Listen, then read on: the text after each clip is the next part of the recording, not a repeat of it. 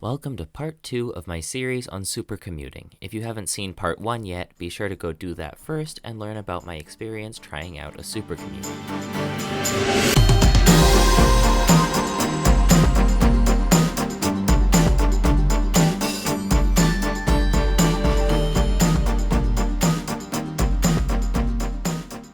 My commute wasn't a typical supercommute, as I lived in a bigger city and commuted to the smaller, more suburban location, making transit connections even more complex as I was traveling away from most commuters in the reverse peak direction. I also had it pretty easy, as I only went into the office twice a week at most, while many supercommuters have to go in every day. Overall, while I didn't commute by plane or any of the other ridiculous commutes you'll hear about online, I thought my supercommute experience taught me a few valuable lessons. Supercommuters are often neglected by transit agencies. While I was lucky enough to have decently well-timed connections and somewhat usable frequency on most of the lines I rode, it still could have been better. My 3-hour one-way journey would have taken around an hour and a half by car. A lot of this time was eaten up by infrequent services causing long connections, so having frequent regional connector services is important to ensuring people can make all kinds of trips reliably. A lot of supercommuters are forced to drive because the transit that could take them to work either doesn't exist or has an extremely limited schedule. Supercommuters are just one of many reasons that having reliable and frequent regional transit is so important in the modern era. People need to travel longer distances more frequently and with less of a predictable schedule. I am really glad that I got to commute via transit, however. I would have been very unhappy driving for hours every day, dealing with traffic, bad drivers, and varying road conditions throughout the summer. Commuting by bus allowed me to enjoy the views, read, watch TV and YouTube, and most importantly, observe other people, both on and off the bus, going about their daily lives. After commuting for a couple of weeks, I started to recognize people on my buses, and it was clear that I wasn't the only supercommuter. Supercommuting was also not the only reason that people were riding these regional lines on a regular basis. Sure, I saw a few others who were clearly going to and from work, but I also saw parents taking their kids to childcare or for a fun day in Olympia, college students heading in for classes, and people simply taking the bus on their day off.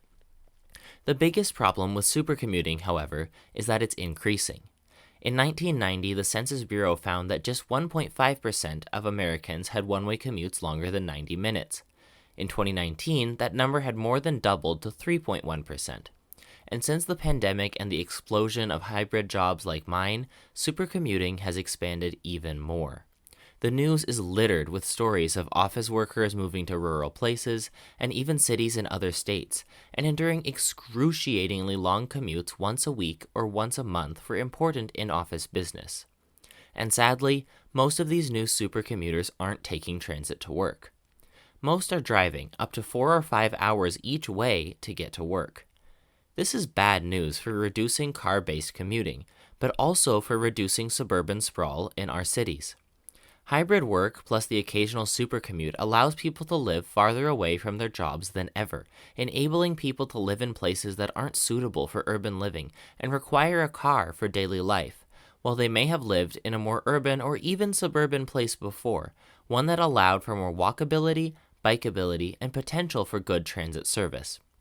Supercommuting and hybrid work have enabled nearly limitless sprawl, which is a bad sign for creating more walkable, livable cities, and for ensuring our cities and states have met their climate goals. Now, I'm not saying that we should be implementing mandatory return-to-office policies everywhere. However, I think that the supercommuting trend has shown the need for people to live near their jobs. Sadly, this isn't possible everywhere. In cities like Seattle, where jobs in industries like tech and aviation are common, rent prices in the city itself are prohibitively high for many people, requiring them to commute from far-flung suburbs and exurbs. This disproportionately impacts low-income workers, as they are now faced with a much higher cost of living due to the need to travel such far distances every day just to get to work.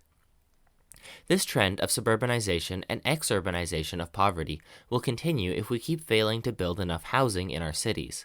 The Seattle area is expected to add over 1 million people in the next 15 to 20 years, and housing growth has not kept up. This is an all too common story in many North American cities, and it's a trend that we need to change if we don't want to see growing inequality, gentrification, and ever-rising housing prices, and especially if we want to stop the trend of rising suburbanization and supercommuting. This experience and learning about supercommuting has led me to think more about the topics of gentrification and the suburbanization of poverty, so stay tuned for part 3 of this series, where I will cover these topics more in depth.